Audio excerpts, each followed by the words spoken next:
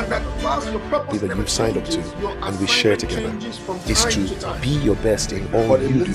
And greatness can only be measured by the difference between before you showed up and after you showed up.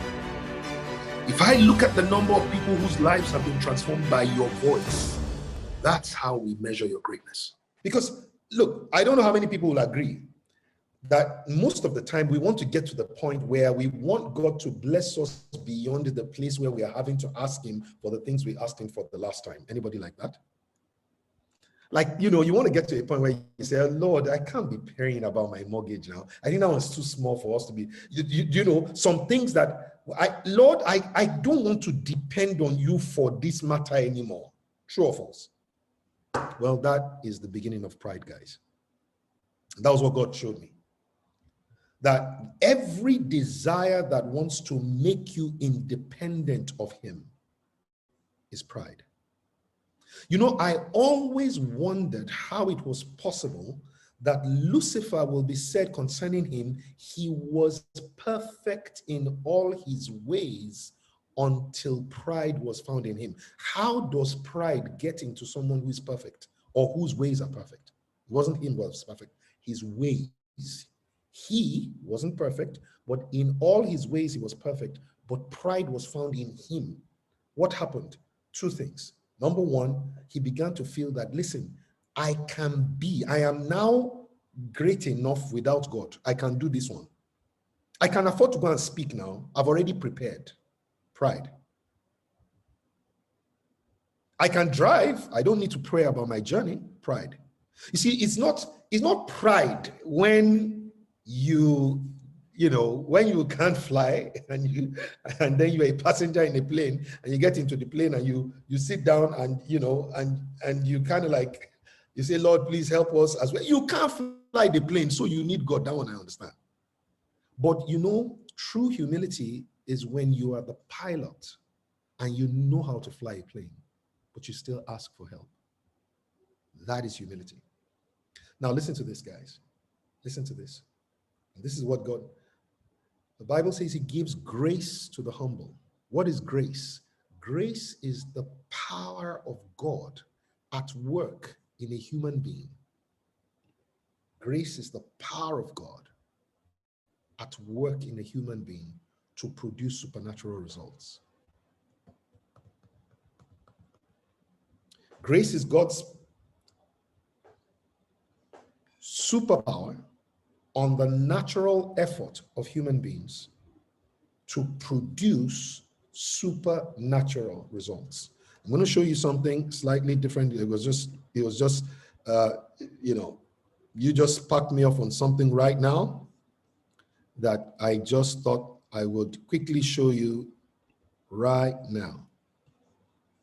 Okay, let me share my screen and then we'll come back to this.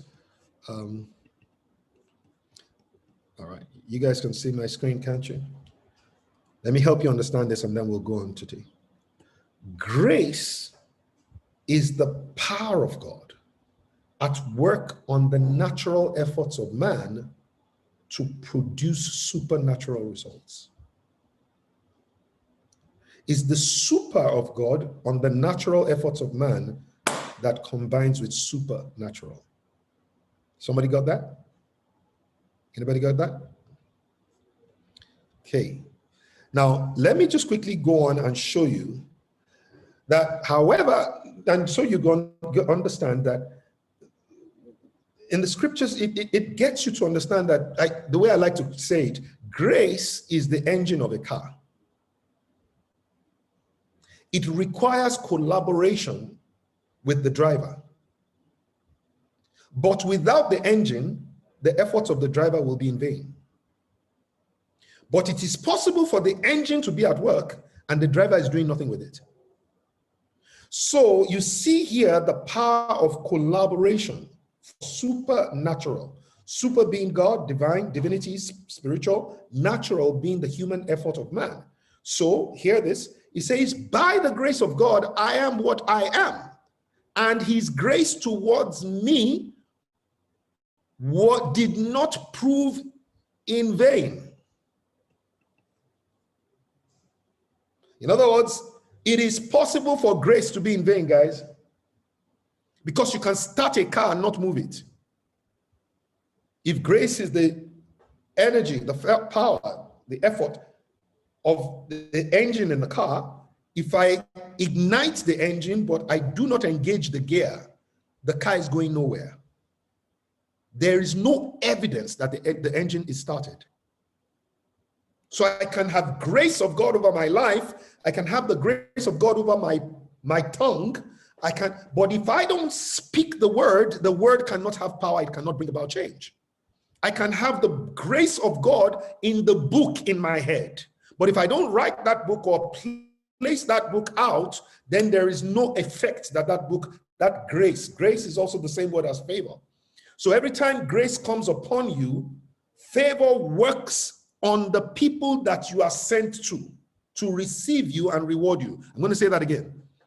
So because the word grace is also the same word as favor, every time grace comes upon you, favor is released onto the people that you are sent to receive you and reward you. That's why every time you grow in favor with God, you will grow in favor with man. Because grace is favor of God upon you, but favor is the grace of God upon you for the people that you are sent to, so that they will receive you and they will reward you with greater than what it is that you have or should have deserved. In other words, you would hear in Isaiah chapter 60, it says, rather than silver, they will give you gold, meaning that beyond your effort, and remember I said silver is the natural reward for transaction. They will give you gold because of the supernatural impact of what your natural effort produced. Does somebody get me? I hope somebody's catching that fire now. He says, but I labored even more than them all, yet not I, but the grace of God with me. So now you understand that grace must work with labor. Grace without labor is super or nothing. Super 1 million times 0 is 0. Bam. So grace cannot work only on your intent, even though grace works in you to will, but grace must work in you to do before the good pleasure of God can be seen. So grace that works in you to will is called faith. Grace that works in you to do is called works. When grace works in you to will, it's because you heard a word, faith came, and faith cometh by hearing, and now grace to do is the works of faith that produces the will of God. Let me say it this way. Guys, listen to this. A miracle is the common sense of God. And miracles are the simple acts of the common sense of God. So you will find out that when God puts his effort upon the works of a man, a common effort of man will produce a miraculous effect from God because grace is working. But let me be clear. Miracles can only be expressed where faith exists. Remember, faith must be accompanied with works. He said, so he could not do much, for they did not have faith. Meaning that they did not receive the word of inspiration and they did not turn their inspiration into action. So there were no miracles. So every miracle requires two things: the capacity to receive an instruction and the capacity to execute upon the instruction. There is always something to be done. Do you believe I can heal you? Yes. Now go and wash your eyes in the river. Then you go and wash yourself in the river 7 times. Then they see the miracle. You see, there's always an obedience with every word. Is somebody feeling me? I just need to know that I'm connected into the house. Please let me know. Let me know if you're here. Let me. Okay. Are you here? Are you here? Are you here? Are you here? Someone's miracle is waiting for your next obedience. Bam. Write it down. I like to say it this way: your miracle happens when your obedience is in motion. I can tell you stories, but tonight is not the night for those ones. I've had a situation, just quick one, where I had to go quickly to the bank because I was going to make a payment that was so critical to me.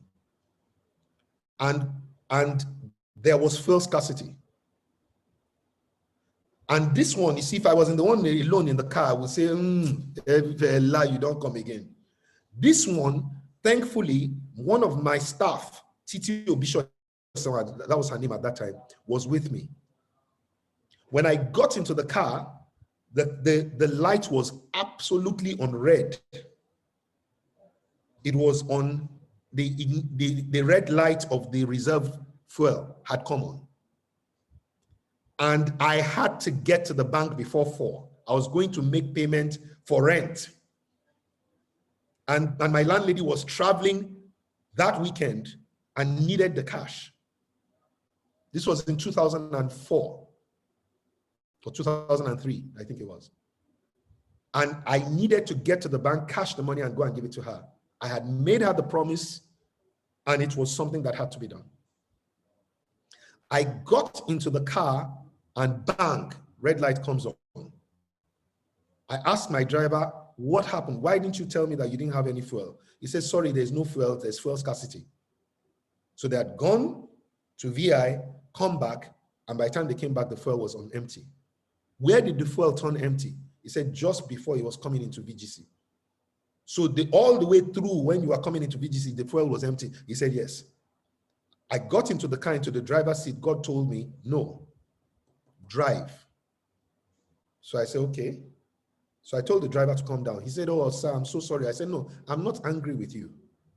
It's not like you wasted the fuel. I'm not angry with you, because he didn't know that God said to me I should drive. So I said, don't worry, just come down, don't worry.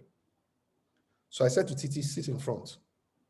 And then we started to drive. By this time, I'm like, okay, maybe there's going to be a miracle. I will find somebody selling fuel in a keg at the petrol station in front of the VGC junction. When I got there, I looked at the queue, mad queue. Nobody selling in keg. I looked at the time. We're already closing on maybe like 3:30, going on 4. Banks close at 4. And God said to me, drive. And I'm looking at the fuel, and he says to me, drive. I'm looking at the fuel. He says, do you believe me? I says, yes, Lord. He says, your miracle happens when your obedience is in motion. Drive.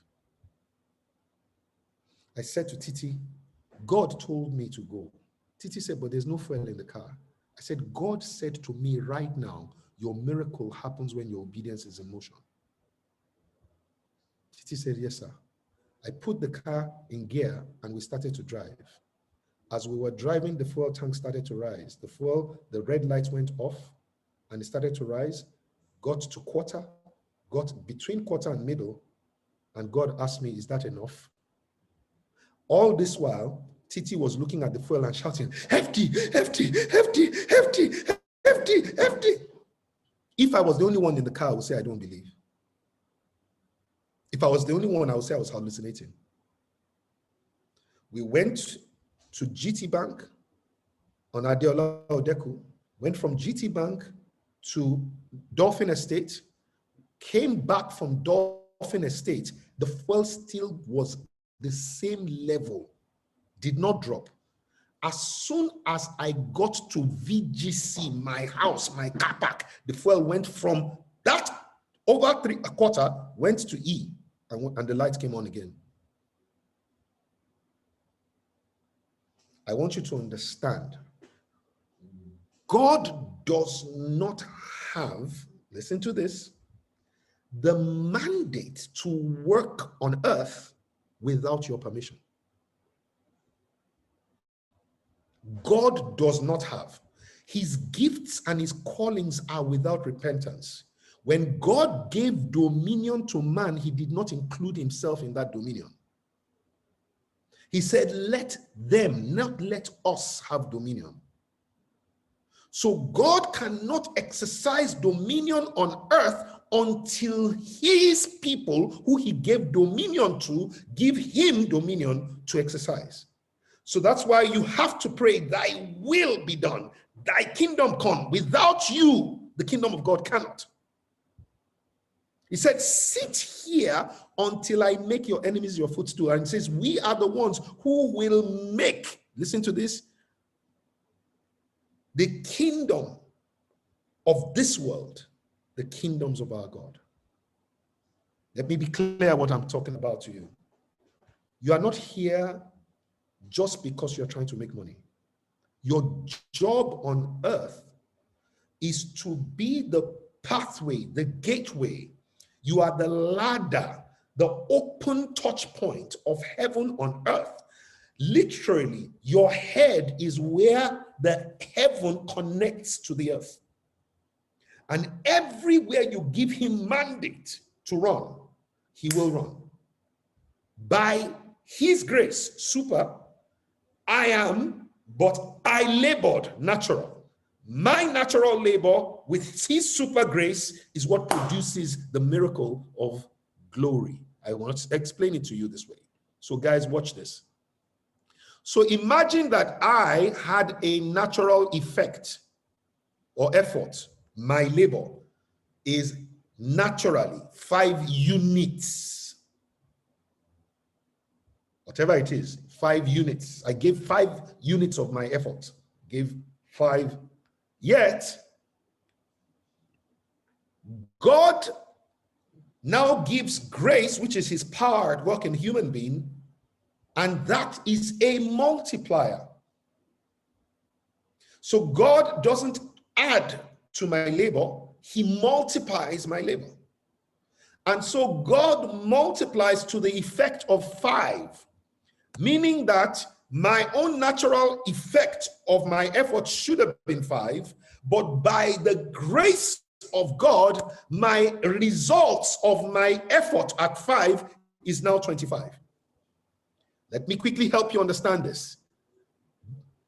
This difference between 5 and 25, this 20 is what is called the glory of God. This is the part that can definitely not be ascribed to me. But now hear this. This is where it gets interesting. The glory of God, however, is poison unto me, but an offering unto God. So when God releases his grace upon my life, it produces glory, but if I hold on to the glory, it will kill me. So I must give the glory back to God, and then he will give me, every time I sow the glory, he gives me the harvest of grace. So the next time, the grace that is upon my life is no longer at the level of 5. Now the grace moves to 10, which means that I will do the same thing I did the last time, which is 5, but this time by the effort or the multiplier grace of 10, I will now have 50. 50 means that the glory of God, the glory has moved from one level of glory, 20, to another level of glory. Somebody tell me so that I know that you are still catching me. What is that level of glory? Somebody tell me quickly. Put it out for me. What is that level? No? What is the level? I said 50 is the level of glory. 50 is my effect. 50 is my effect. My effort is still 5. 45. Thank you, Emeka. Thank you, Olasubom. Thank you, Maggie. Right? Now, if I take that 45 glory and I don't keep it to myself and I release it back to God, guess what's going to happen? Somebody tell me what's going to happen every time I give him the glory. I give it to him as an offering. What's going to happen? What? Grace comes at a multiplied level. So this is what happens, guys. You can lock yourself into a cycle of increasing grace, increasing glory. And even at the without belaboring yourself, you will continue to move from grace to grace. I'm sorry, many of you remember that in the scriptures, and from glory to glory. So that you will do stuff and what you will see will perplex you. You will do things that will perplex you. You will be confused by just the effect. So when people say, what is it about Fela Durotoye yourself? See, I don't speak for them. If you think about it, what does he say that nobody else says? His glory. But then you will realize that Fela is always there, shouting about God, telling people about how God is. Every time I do that, boom, greater grace comes. Bam. Once greater grace comes, boom, I will take it, I will work it, put it in a beautiful slide, do everything. Bam, the effect is. And then people will be like, wow, wow, wow, wow. Guys, I'm giving you my secret. This is the secret. There's nothing to it. This is it.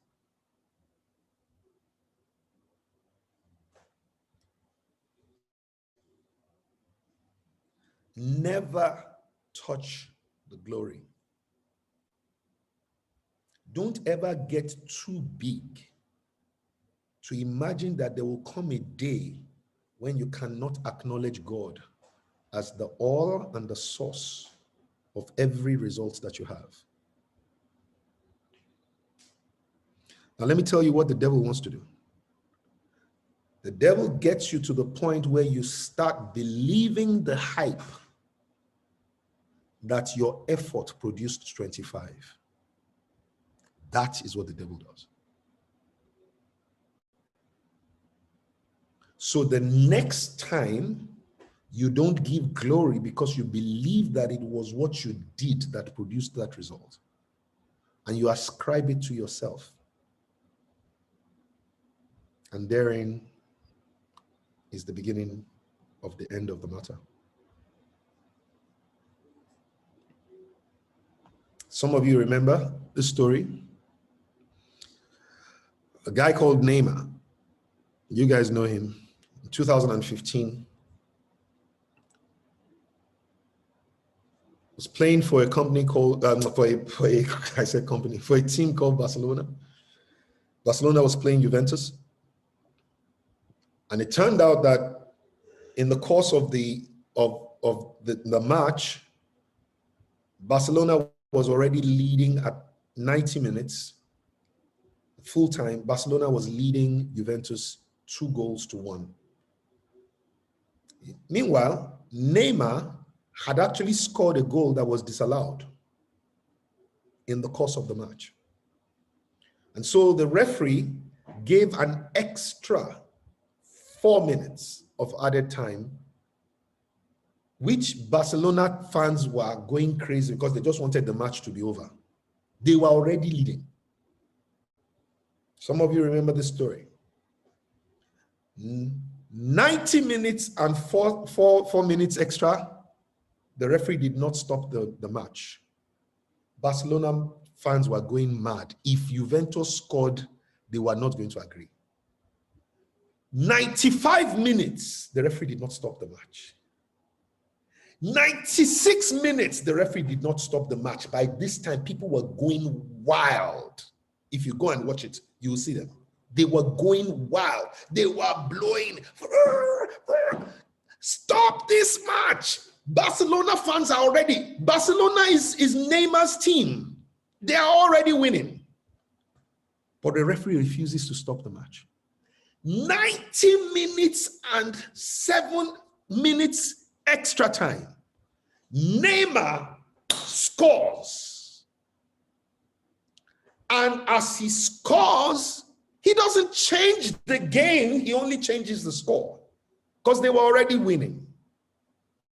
Neymar scores and runs into the crowd. This is where it gets interesting. As Neymar runs into the crowd, the referee blows final whistle, does not need them to come out of that rejoicing. He just ends immediately after Neymar scores. And Neymar, watch this, guys.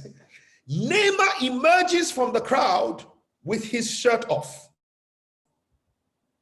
and a band on his head. And they say at that moment, 460 million people were watching live by TV channels, cable, by YouTube, online. 460 million people, all cameras on one man. And guess what 460 million people saw? Type it out for me.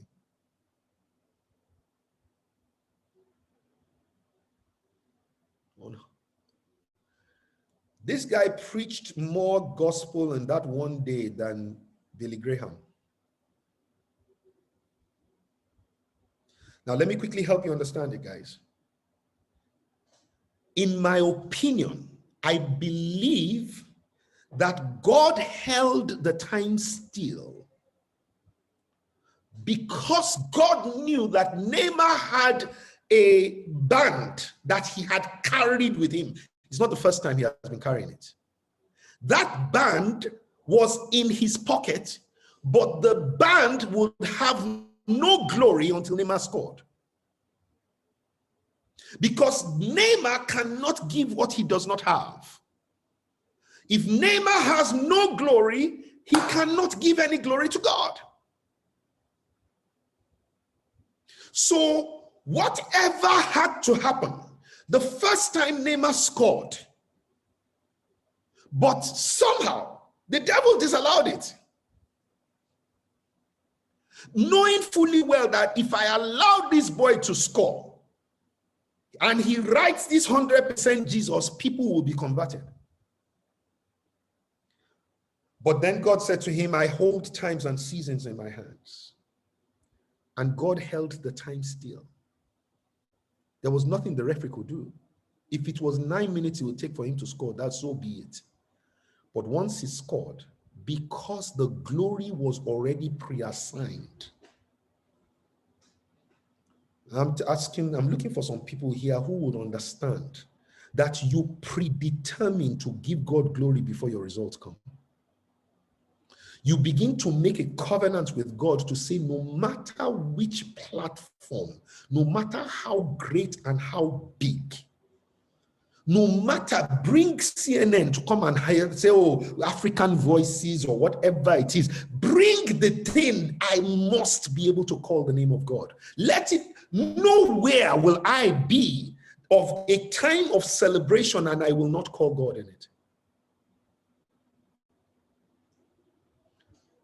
To the people who have already predetermined the destination of their glory, God releases grace. Is somebody understanding? I want you to make God a pledge today. Tell God, type it out. Tell him what you want to say to him. Tell him, Lord, I promise you. Go ahead. Tell him with all of your heart. Tell him, type it, say it with your mouth. I promise God I will. Lord, I promise, I covenant to give you all the glory.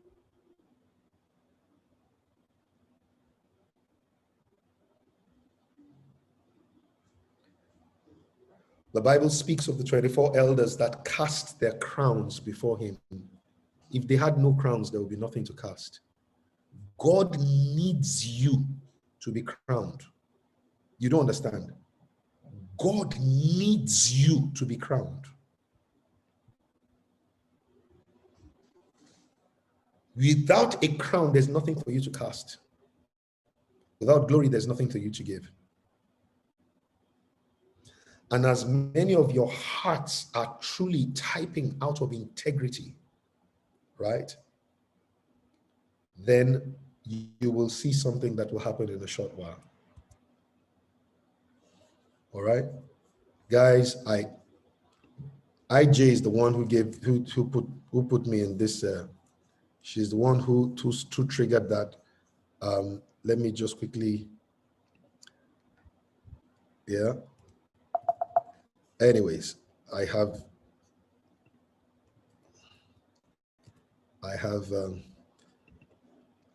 Okay. All right. So before I go on, let me once again say thank you, BB Tech, for just doing such an amazing work. You're always amazing. And you are effortlessly amazing, obviously meaning that it is glory that is and grace that is resting mightily upon you. It's just you're so effortless. I mean, you take us into the deep with such great ease, and there's never a time that you speak that something doesn't change in our organization. There's never a time. Every time you speak, Simi gets a call.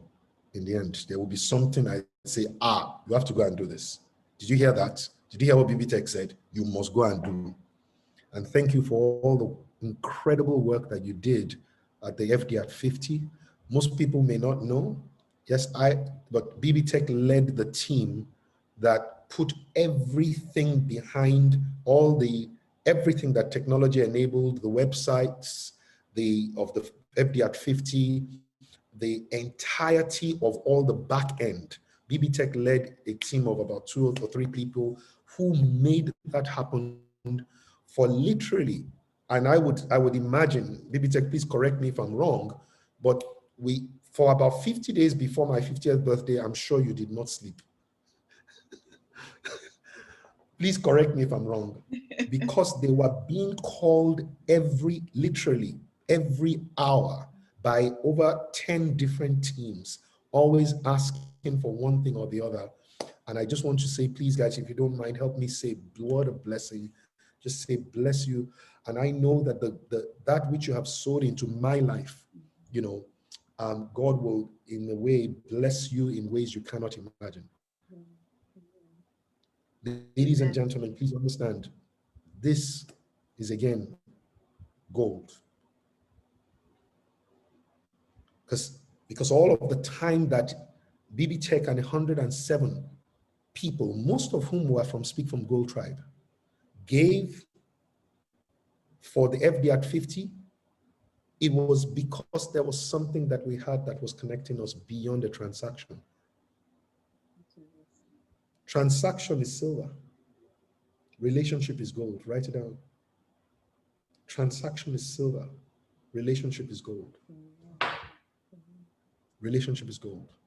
I want to say thank you so much, BB Tech. Thank you for always pouring. Thank you for always being there. Guys, please let me convince you that there is hardly a greater coach that I am aware of. And the effortlessness with which BB Tech handholds you is just absolutely a joy. In other words, by the time she's done with you, you would have done so much and still it will look as if you didn't even do anything. So I want to say thank you, BB Tech. God bless you. All right, let's see whether we can have a good time tonight. Anybody ready for an amazing time tonight? Are we good and ready? Anybody good and ready? All right. So remember that we started, on Monday, so that's a Monday, last week, Friday, with a couple of questions about who am I and why am I? And one of the things that we did was to say that there was perspective, human perspective and spiritual perspective, and that those who will have the mastery of life must have the spiritual perspective as well as a human perspective. And I believe I just shared that with you now, super and natural. How super without natural is nothing. We have been blessed with all spiritual blessings, and yet without any effort on our part, those spiritual blessings have no way to find physical manifestation. But on the other hand, if you work your own human effort, you will literally live a substandard life. It's that simple. You will labor with little effect. That's called curse. But when you have a greater effect than your labor, that's called a blessing. So a curse is lots of effort, little effect. A blessing is little effort, lots of effect.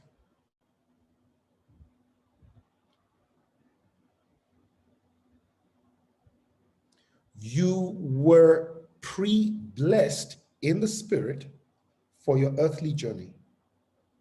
Blessed be the Lord and Father of our Lord Jesus Christ, who has blessed us with all spiritual blessings, according as his divine power has given all things that pertain to life and godliness. So let me help you understand. Anyone who ignores the spirit is going to live a substandard life on earth.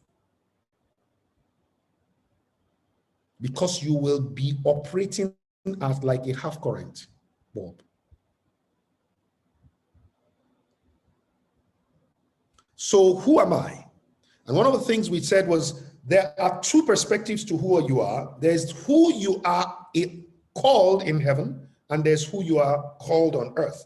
And anybody, I don't know if anybody can remember, I said who you are called on earth is tied to the experience that humans have of you. But who you are called in heaven is tied to the expectations that God has of you.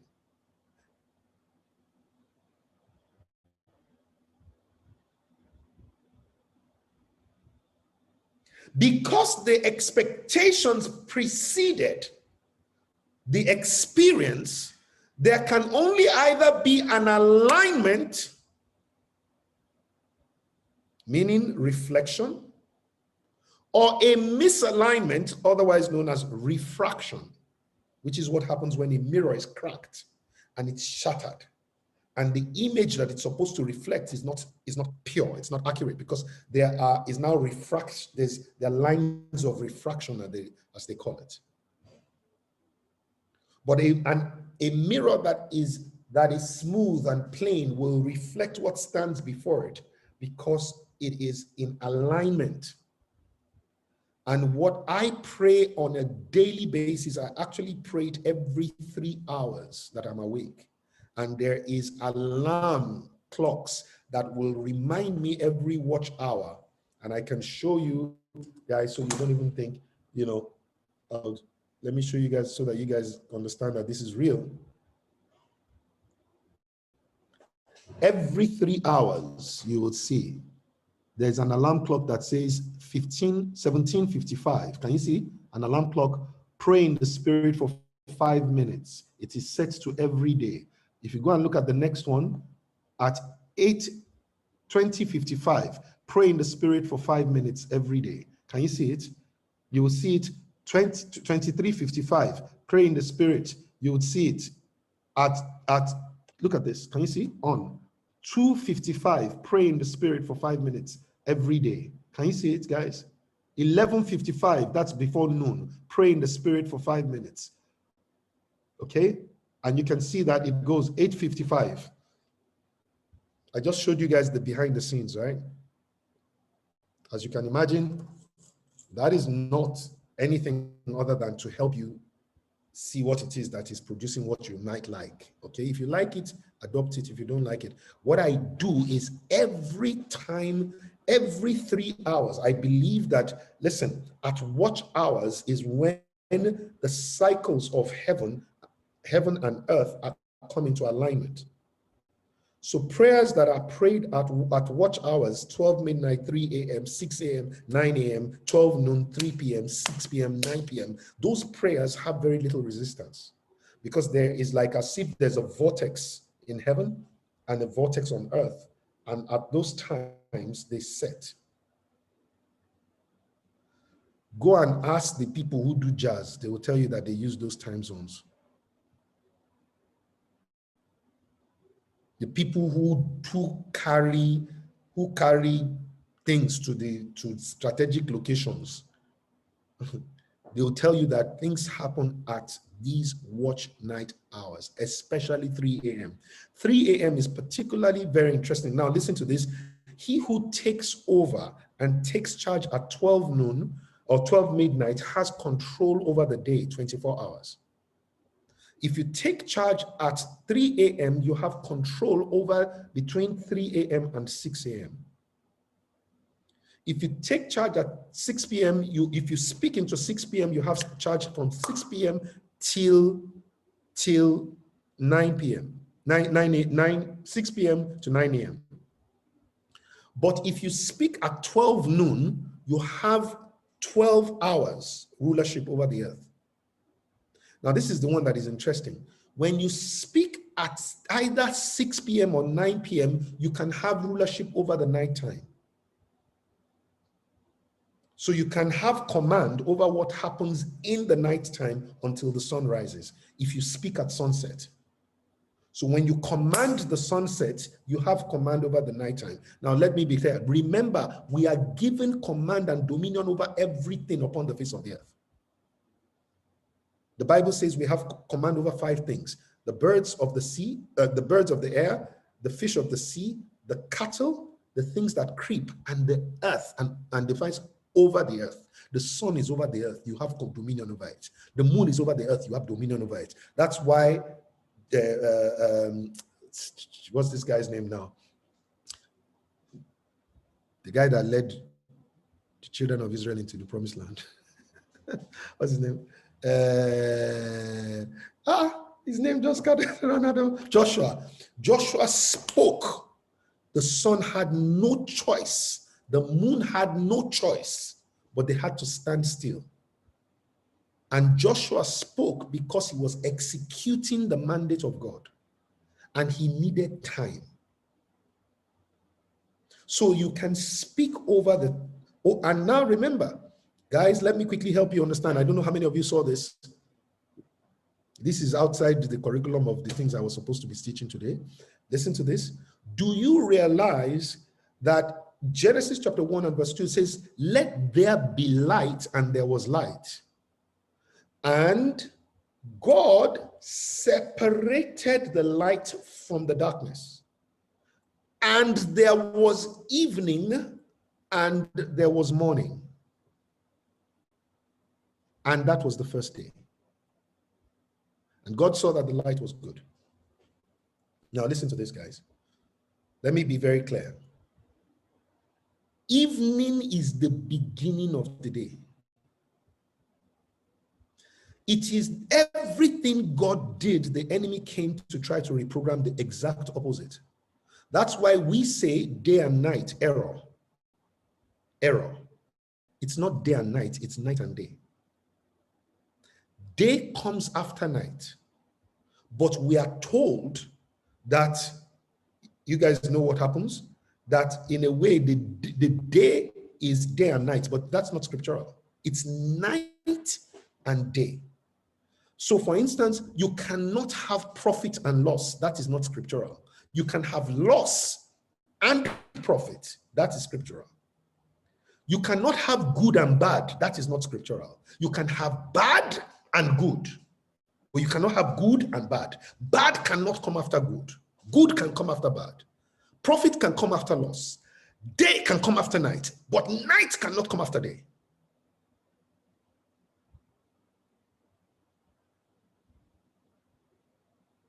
You cannot have ups and downs. It's not scriptural. You can have down and up, but you can't have ups and downs. Is somebody still connected to me here? So listen to this, guys. As long as it is not yet in your favor, it is not over. That's the simple. Meaning until day breaks, the day is not over. As long as you are in a night season, understand the day is not yet over. Don't throw in the towel until you win.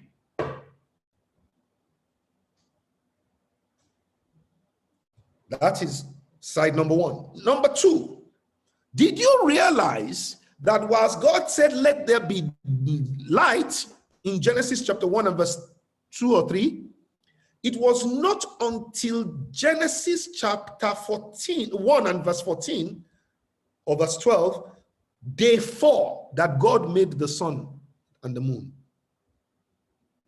So if God made the sun and the moon and the stars in day 4, what was the light in day 1, day 2, day 3?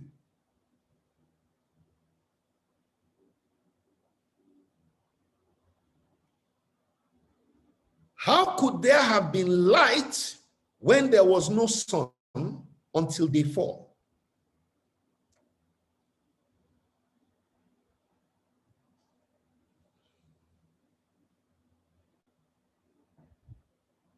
So I need you to understand, when he says you are the salt, you are the light of the world, he says the sun will no longer be your light, because your light will come and the glory of the Lord shall rise upon you. What is the light? It says the entrance of the word bring light. So as a light giver, your job is to speak a word that enters into the heart of your audience and illuminates them. And once the light comes, their morning starts. You are the break of dawn that some people are looking for. Write it down. I am the break of dawn. I am the dawn of some people. I am the dawn of my audience. I am the dawn of the people. Dawn, not D-O-N, D-A-W-N. I am the reason for light. I am the break of dawn. People will come across me and light will shine forth in their darkness.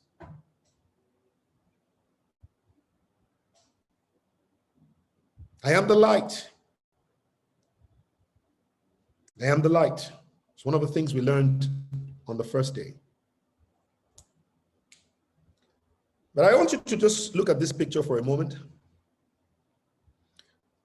I was coming from running a retreat for O&O, one of the largest oil service companies in Nigeria. I was coming from Festac Town. We had the retreat at a hotel there, and I was coming on mile 2 when I saw this truck. I didn't pay any attention to it. I thought it was normal, usual to see a truck like this. Most people would know, there's so many of these trucks in Nigeria. But I was driving, and all of a sudden I heard in my spirit, and from the beginning it was not so. So I thought, what was not so from the beginning?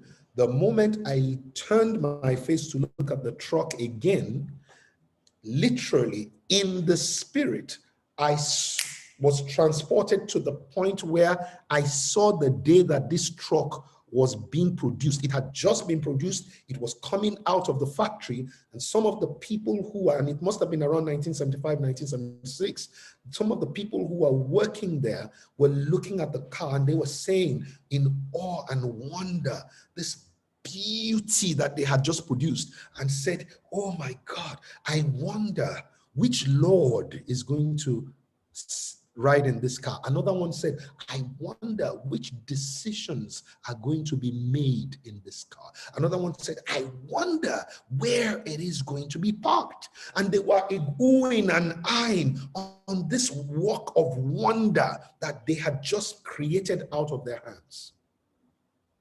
And as I saw it, I saw this car in all of its beauty. And boom, I came back and I saw it in this state. And I was broken. And the question that we will ask is this, guys. Is this car working? Yes or no? Is this car working? Yes or no? Yes, yes. Everybody agrees. It's starting, it's going out, it's even earning an income. But is this car fulfilling its purpose? Was this the purpose that was in the heart of the people when it was created? So you realize that whilst on one hand it is working, but it is not fulfilling purpose. And the name of the manufacturer is upon it. Even as you look at it and you almost shake your head. Now, can anybody imagine what will happen if I took this picture and I sent it to Range Rover? Please, can you just give me an idea? What's going to happen if I sent this picture to Range Rover? What do you think will happen to them?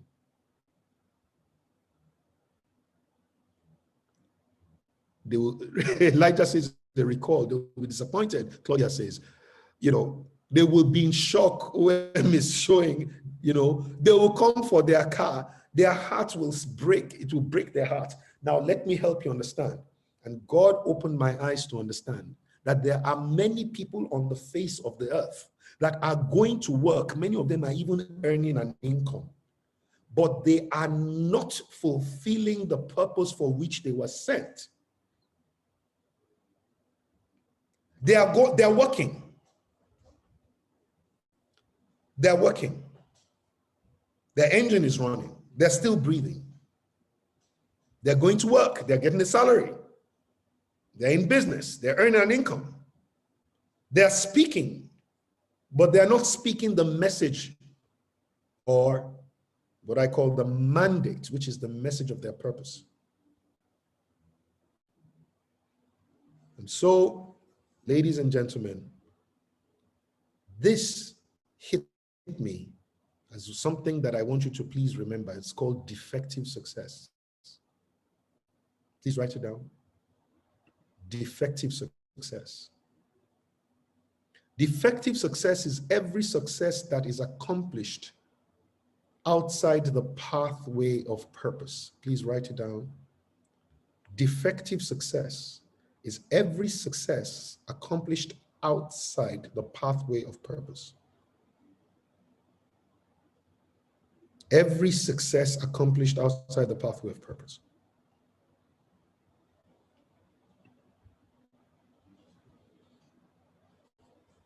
Remember that your purpose is the reason for your existence.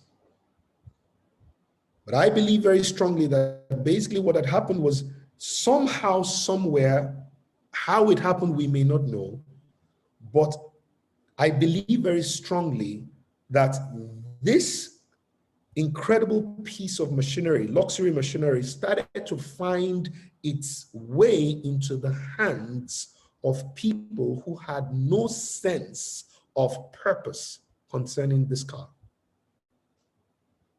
And you can see this guy.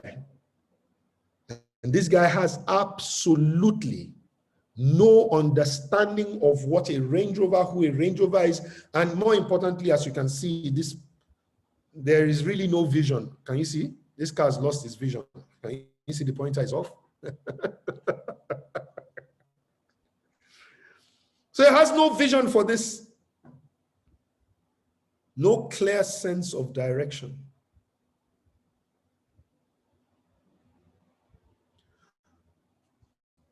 Let me write this, please write this down. Everything produces according to its own kind. Everything produces according to its own kind. That is the law of God.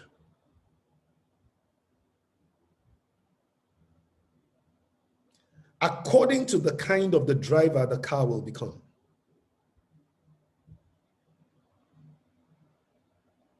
According to the tenants, the house will become. According to the citizens of the nation will become.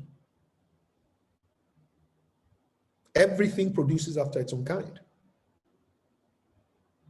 So to a large extent, if you look around you, you will see your kind in the things that you have produced.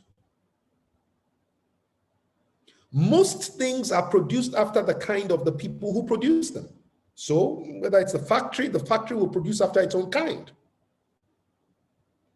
And then the thing will come into the hand of someone, and that one will turn that thing that was produced after the kind of the factory into the kind of the person who's using it.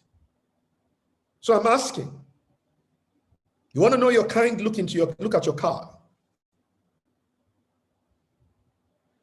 Look around you. Look at your house. Look at your clothes. Look at your shoes. It will tell you your kind. If you want to change, and you can buy new shoes all you like, but if you walk the same way, you will put that shoe very soon into a new kind in accordance with who you are. Your children will soon become according to your kind. If you're not happy with who they are, change who you are.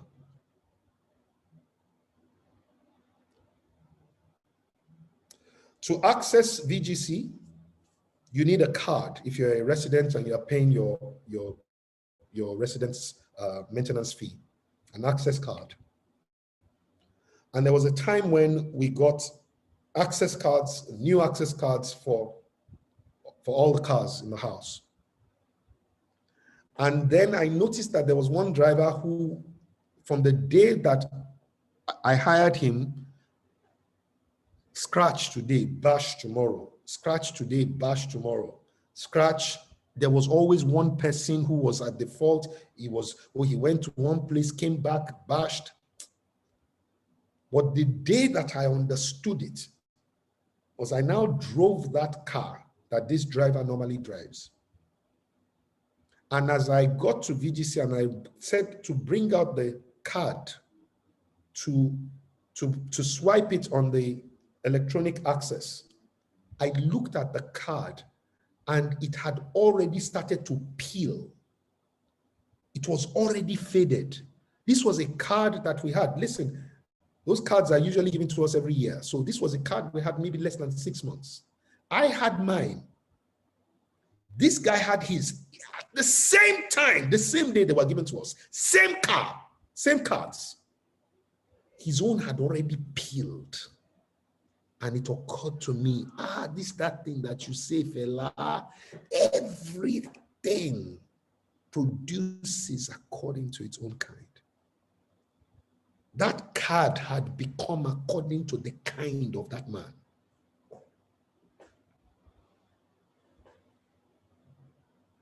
Your clothes will become according to your own kind. And you can have 1,000 clothes if you like.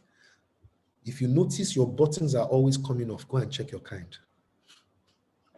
Okay, enough. Let me just move.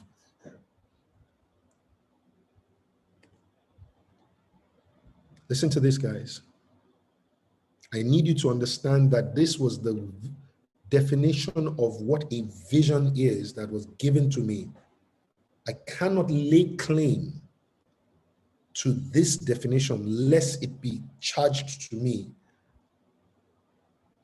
as plagiarism.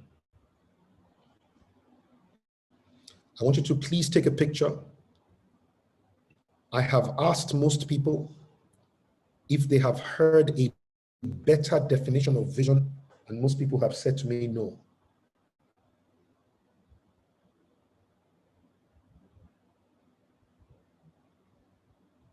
Hear this. A vision is not a picture. A vision creates a picture.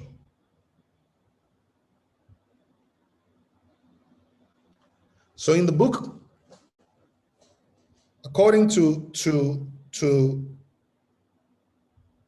the manual, it says, I will stand on my watch to see what he, God, will say to me.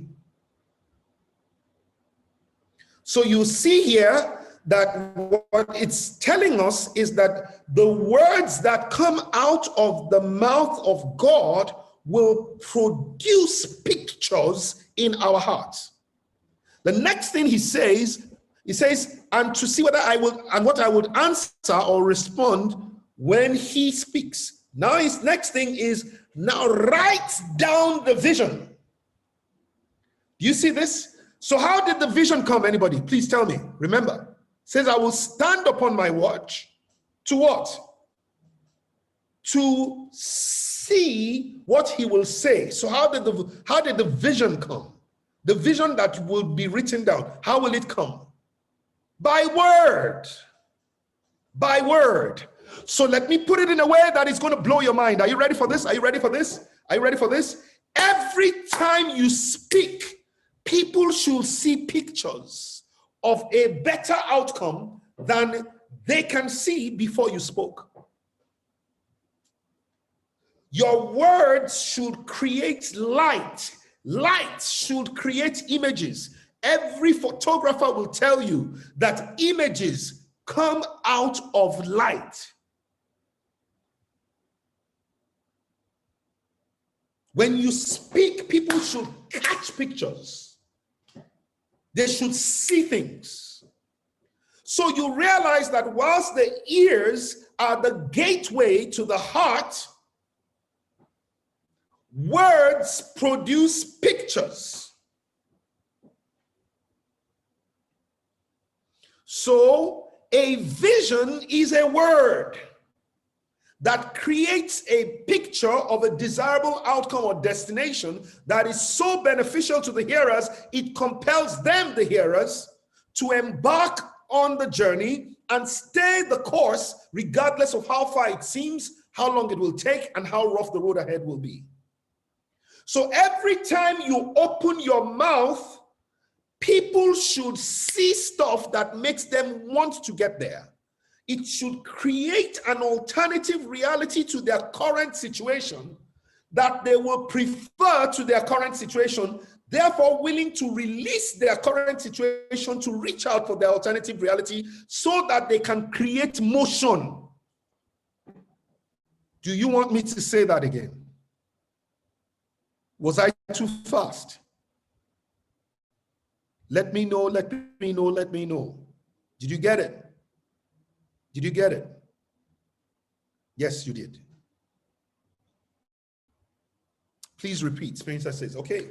Every time you speak, your words should create a picture of an alternative reality to the current situation that the people who hear you are in. So people should see a possibility of a different outcome to their current situation. Now, the outcome, the picture that they see must be so much better than their current situation that they're willing to release their current situation and receive their reality, the alternative reality which you have painted in their heart. And that is what causes them to move, to take action, to step forward. Because remember that when you talk, nothing happens. Because when you talk, your words do not paint pictures. Your words come as sound, not light. When you speak, your words come as light, not sound.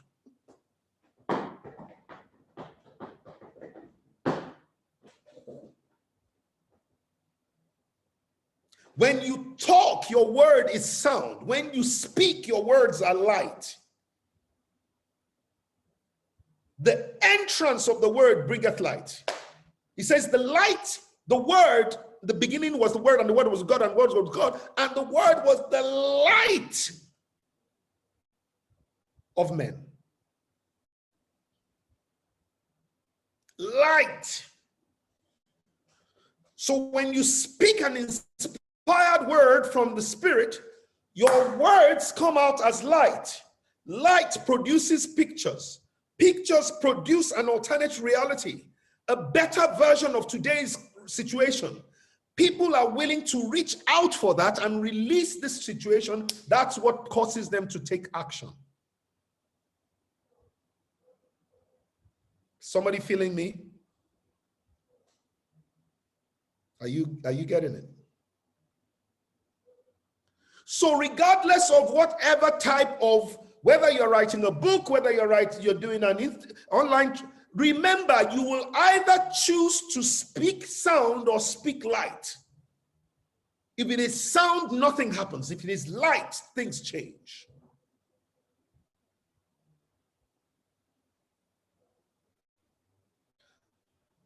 That is why the words that are born of the Spirit, for those who understand spiritual, those words bring hope. What is hope?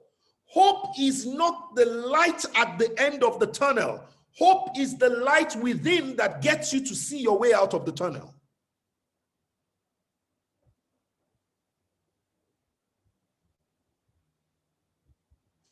So when you speak, people are ignited.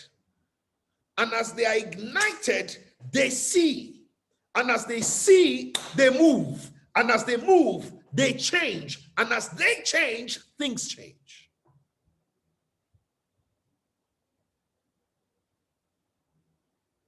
That's how you speak for gold.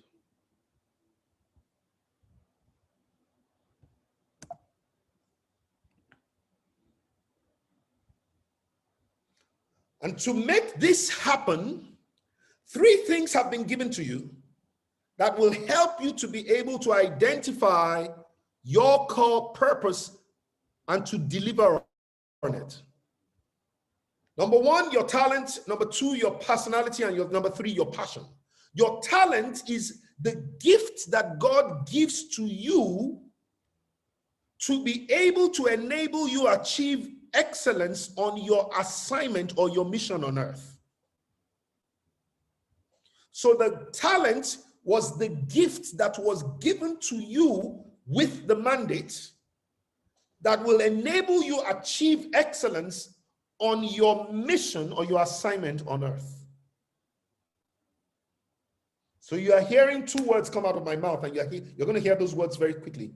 Mandate and mission. We'll talk about that in a few minutes. Mandate and mission. Your personality is the programming of your being, your soul, and your body to find comfort in the place of your assignment.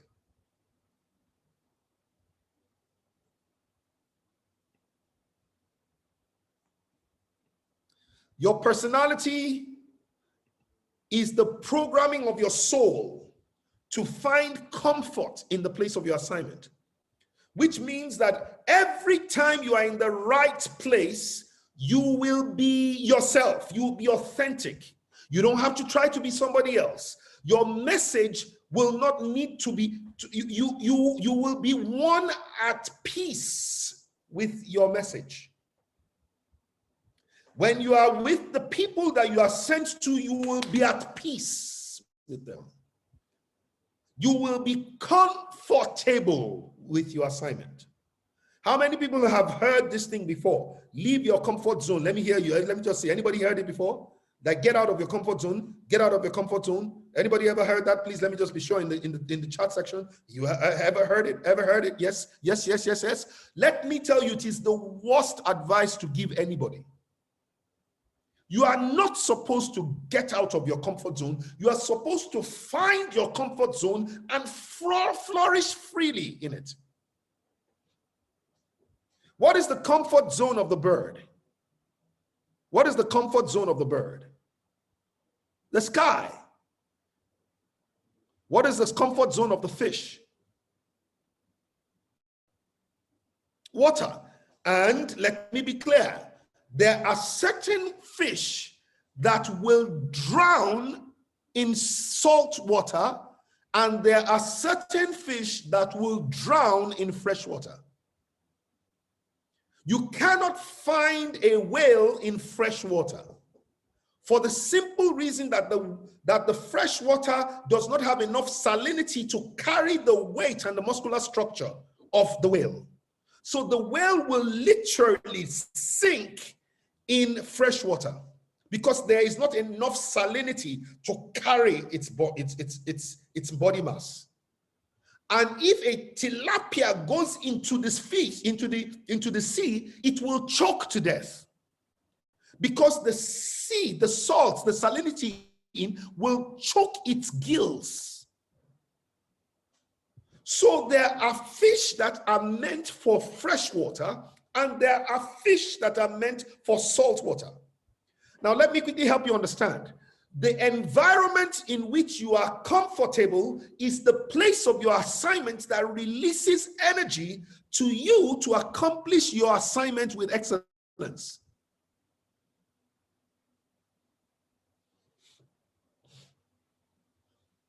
The people that you are sent to are the people you are going to be most comfortable with. They are the people that you are assigned to. If you go outside those people, either because you're looking for more money, you say, oh, these ones, they can't pay me, or whatever it is, what is going to happen is that you will go to a people who might be able to pay you, but they will disdain you because they are not within the place where you are. Now, let me tell you one other thing, and I think I mentioned this before. How is it that fish can swim without any learning? Nobody takes any fish to a swimming school. Number one. Number two, how come fish don't get tired of swimming? Because your comfort zone releases energy to you. There was a time a few years ago that I went and I did a presentation at Bank PHB. And when I did the presentation, they were so blown away. The CEO was so blown away. He said to me, Fela, please, everybody in Bank PHB must hear this thing. So they created a 3-month mandate for me where I was going Port Harcourt, Lagos, Abuja, Kaduna. Port Harcourt, Lagos, Abuja, Kaduna. 2 days. I would spend 2 days in Port Harcourt, get on the plane the next day, go to Abuja, spend 2 days in Abuja training, get on the plane the next day, go to Lagos, spend 2 days in Lagos training, get on the plane the next day, go to Kaduna, spend 2 days in Kaduna training, and then I would do that cycle. And for 3 months, and the CEO said, listen, Fela, no matter what it costs, I want you to say this thing. Nobody can say it the way you said it. They were paying me close of 2 million naira every day. Every day. And I was going for almost 3 months. There will come a point in time when I would finish speaking, all my throat was red, as dark as I am. When I finished speaking, as soon as we were done, I will be allowed literally one call. And immediately I call Tara, my voice will go.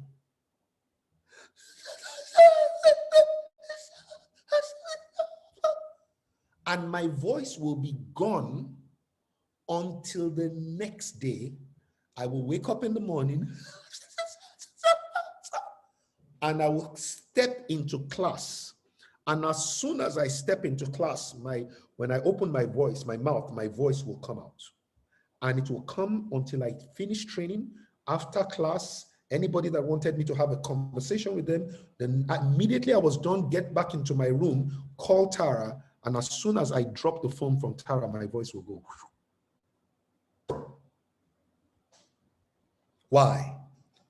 Because my comfort zone releases everything I require to excel in the assignment.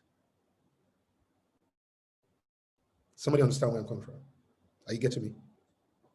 Your comfort zone has every resource that you need to excel. Your personality is the programming of your soul to find comfort in the place of your assignment. I'm going to say that again. Your personality is the programming of your soul. So in that soul, you will find your likes, your dislikes are all in your personality.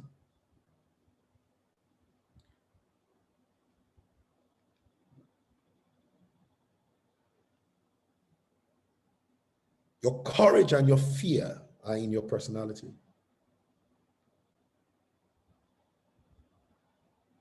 Your strengths and your weaknesses are forms of your personality and your talent. Because your talent is the grace of God upon you, gifts of God to you to enable you to accomplish. Now, the last thing that God gives you for your mandate is called your passion. And your passion serves two purposes. Your passion, hear this very importantly, your passion is both an indicator and a reward.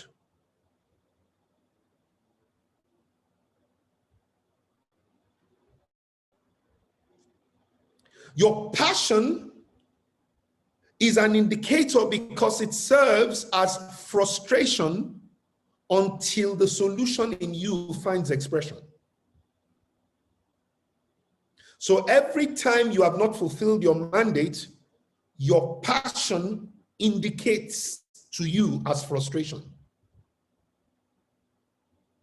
as confusion. You can't find rest in your soul. It burns you up.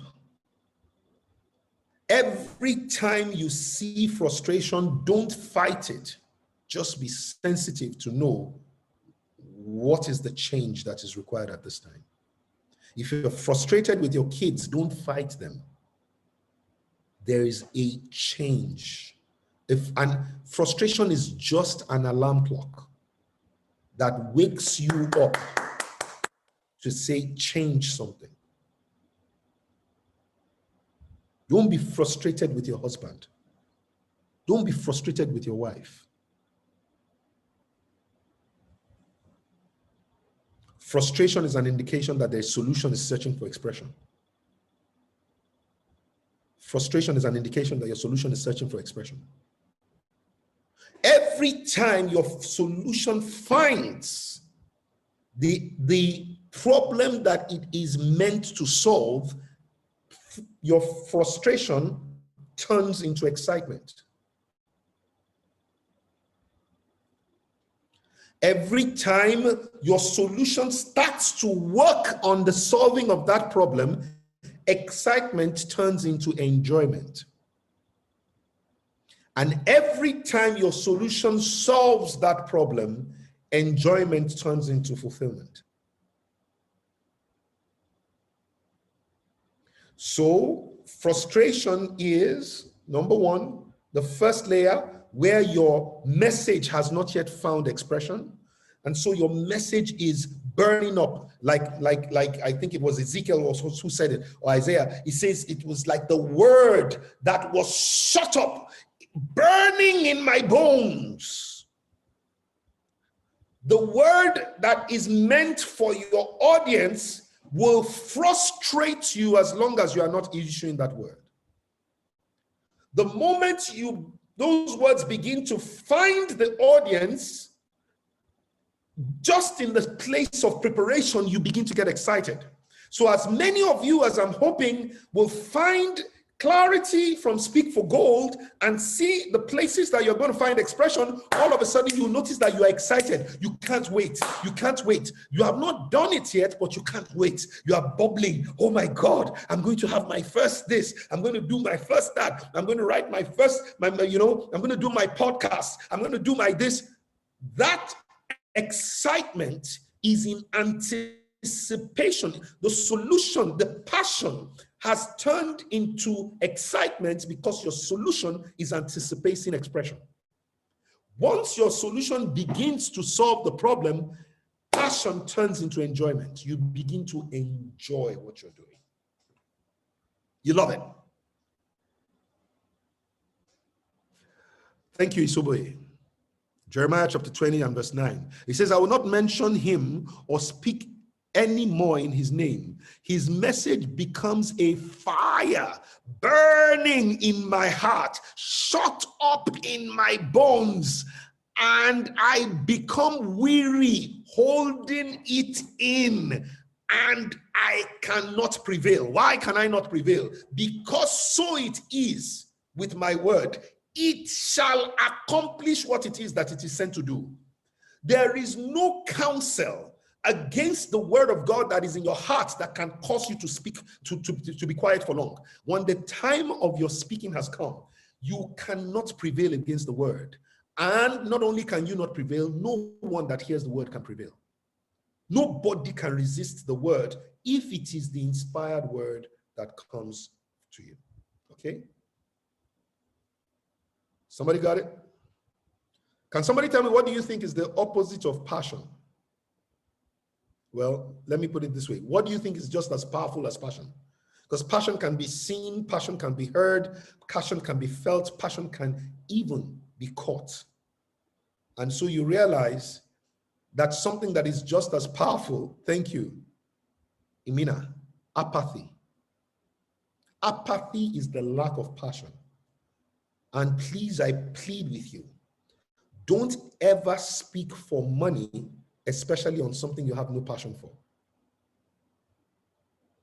Don't speak about a thing that you have no passion for simply because you are invited to speak. Because it will carry no power, it will carry no fire. And that fire is the ignition that will give the word the capacity to ignite other people. So you must be passionate about what you have to say, about who you have to say it with, about what the word will produce in the lives of the people that you have to say it with. I'm going to say it again.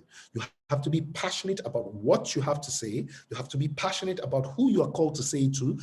And you have to be passionate about the impact in the lives of the people that you're called to say it to. If you don't care about the people that you are sent to, they are the wrong people. If you don't care about what you are sent to, about what you are saying, it's the wrong message. And if you don't care about the impact, you are in the wrong place. You must have a love for the people you are sent, for the message you're sent with, and for the impact that it will make on them. You must have a passion for them.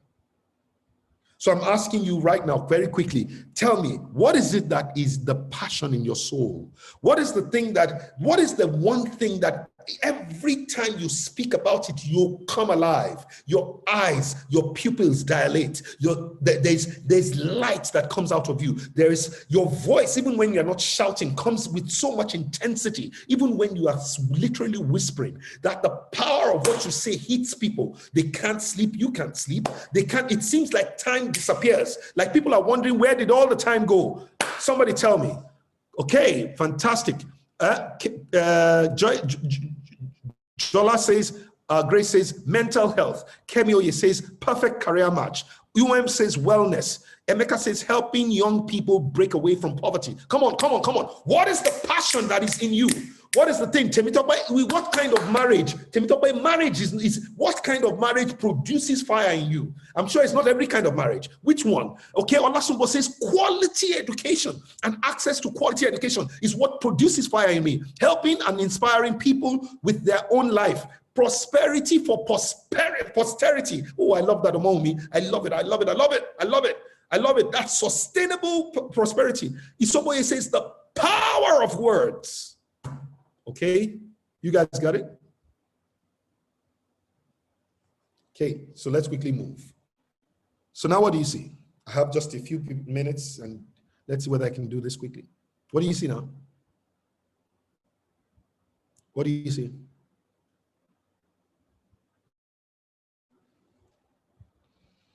Anybody? What do you see? Mindset,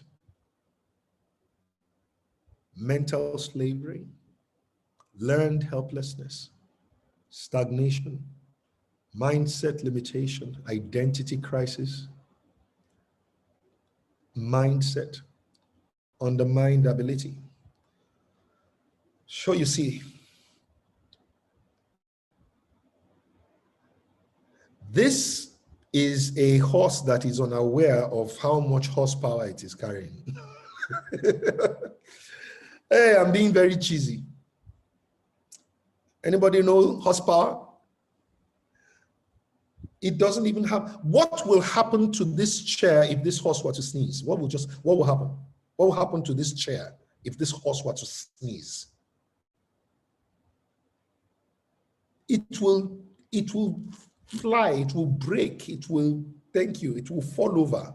But this horse has been conditioned to believe that whatever it is tied to is stronger than it. Now, listen to me, please. Hear me well.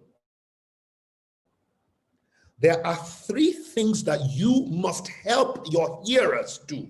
Are you ready? Number one, identify their desired state. Write it down. What do they want? Identify their desired state. Number 2, identify the required action. What must they do to get what they want?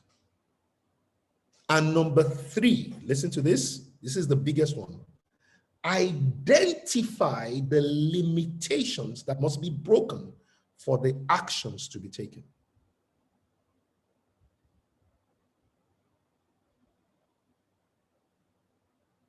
Every effective speaker must be able to create the alternative reality, create the strategy and the steps and the planning and this action that needs to be taken to achieve it, but more importantly, highlight to the people what the battle that they are really going to have to engage in to overcome what is holding them where they are and stopping them from doing what they want to do. Now, let me be clear. You've heard BB Tech today. She's told you all the can-dos. You can do this, you can do that, you have heard, you've heard Tombra talk to you about you can do podcasts. You've heard Stephanie Obi, the online training quarters online queen, tell you about how you can have online training. You've heard Visibility. All those guys have produced for you an incredible alternate reality, a life of impact, incredible impact. They've told you the platforms, the pathways, the things that you need to do. BB Tech spent time today. You want to make payments, use this one. You want to do this one, do this one. You want to do that one, do that one. How many people understand that many people are still going to live here and not be able to translate their intent into results, simply not because they don't want to, but because they have not identified what they must break? There is a law called the law of inertia. And the law of inertia says that any object will remain in a perpetual state of motion, or it will find it impossible to engage in motion until it is pushed by an external force. Which means that intent will never become action until you are triggered into motion. Intent will not become action until you are triggered into motion. So it's extremely important that every time you go to speak to people, you must help them to create inspiration by speaking an alternative reality. And then you must give them required action and then information about the thing that will stop them. Listen to this. When Nehemiah was going to build the wall, there was threat of incoming people who were coming to disrupt them, and the king had given them the capacity to defend themselves. So the people who were going to come to disturb their building of the wall, they said, if they come, kill them. Therefore, listen to this, guys, listen to this. There were two things in the hands of them, Nehemiah. They had the shovels, the scapula, to build the wall, and they had a spear to fight off those who were going to stop them from building the wall. Every one of us has two things you've got to do for action to take place. Number one is you must have the information that will help you to take required action. And number two, you must have information that will help you to fight inertia, to fight what is going to stop you. So you build and you fight. You must build and break. There are certain patterns you have to break in your system for you to rebuild new patterns that will produce the outcomes that you want. Andrew says, please repeat the 3 steps required to speak to an audience. Number 1, create a vision, a desired outcome. Number 2, create information around the required steps that must be taken. Number 3, let them be aware of the limitations that would attempt to stop them so that they can break those limitations. There is a why not. Why won't you do it?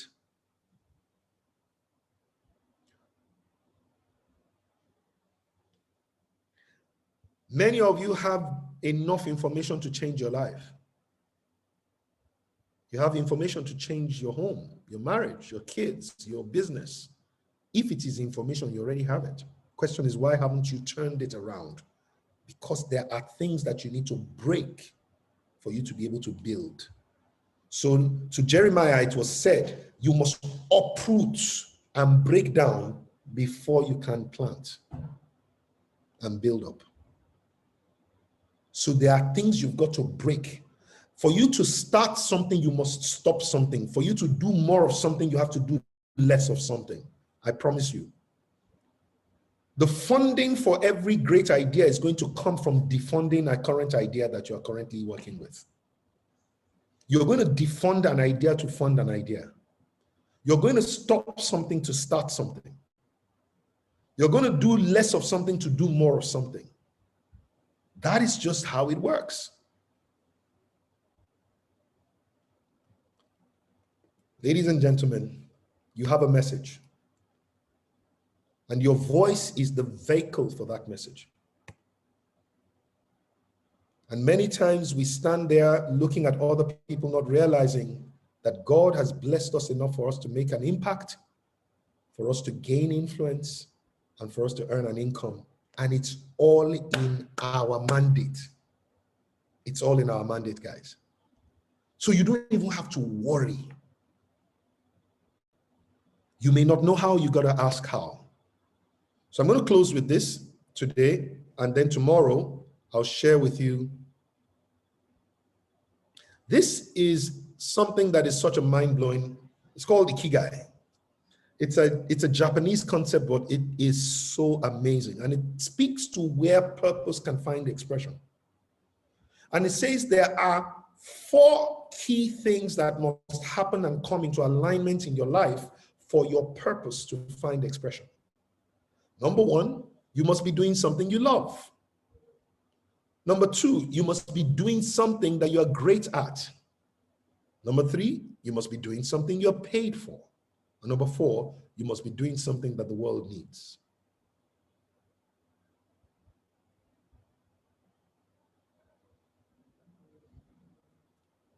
And what Ikigai says is very simple.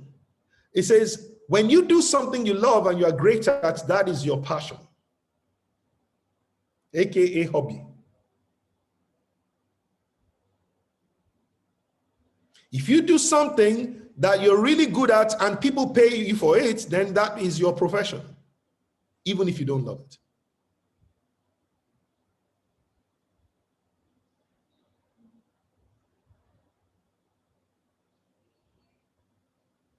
Number 3, if you do something that people love or people need and you are paid for it, that is called your vocation, even if you are not necessarily very good at it. And many of you know how many people are supposed to be doctors, but you go to hospital and you pay for the bill, but they have no care in them. You're wondering, how did this guy get into a hospital? How did this guy get a job in a bank? And yet he's paid. You need banking services. And then if you love to do it and the world needs it, that is your mission in life.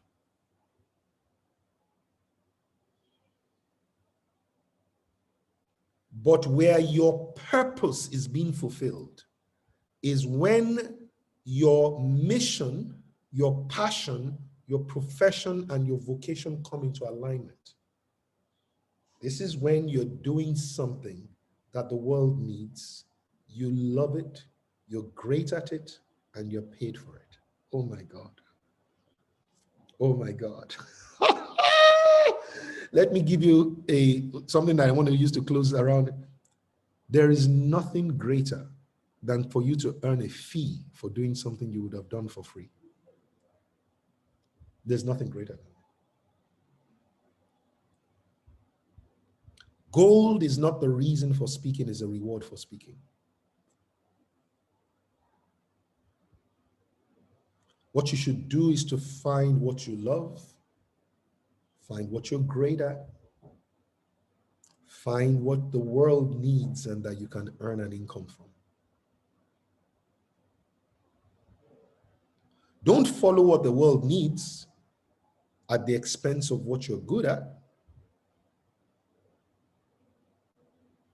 Don't follow what the world needs if you have no passion for it.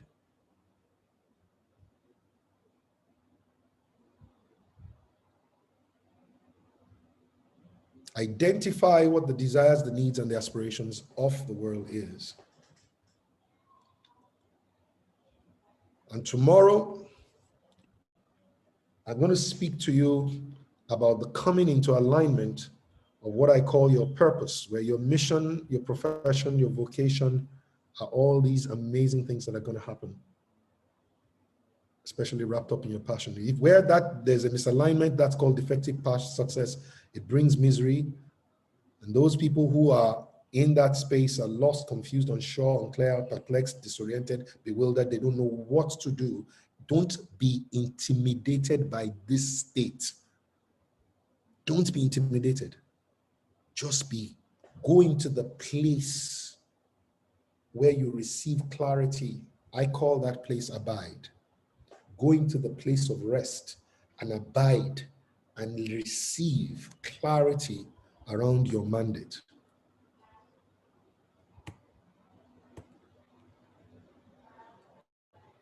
This guy has a job, doesn't love his job.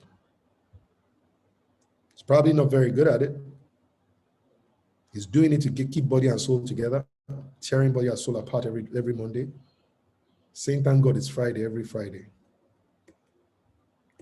The best thing that can happen to you is when you come into alignment. That's where you have true success, guys. That's where you have true success. That's where you have true success. That's where you go into the deep.